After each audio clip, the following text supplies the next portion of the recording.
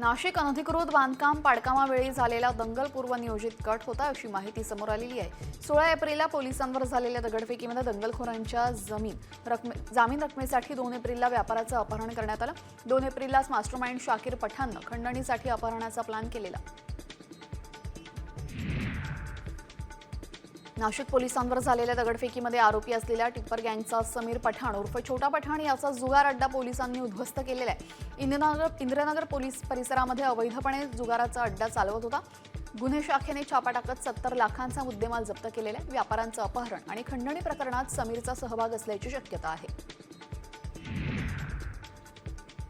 नाशिकला अनधिकृत बांधकामावरून झालेल्या दंगल प्रकरणी पोलिसांनी आता कडक कारवाईला सुरुवात केलेली आहे। या प्रकरणी 39 आरोपींना अटक करण्यात आलेली आहे, तर 1500 जणांवर गुन्हा दाखल करण्यात आलेला आहे। संशयित आरोपी हनीफ बशीर, निलोफर शेख आणि आरिफ हाजी पटेल अद्यापही फरार आहेत।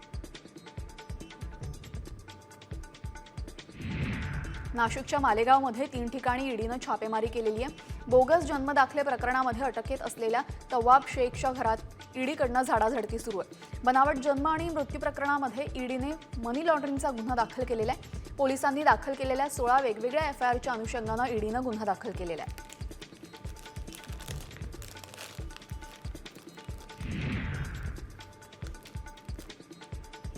नाशिकच्या येवला शहरामध्ये आज भव्य निषेध मोर्चा काढण्यात आला। येवल्यातील गोरक्षकांवर झालेला हल्ला आणि पहलगाम हल्ल्याच्या निषेधार्थ हा मोर्चा काढण्यात आलेला आहे।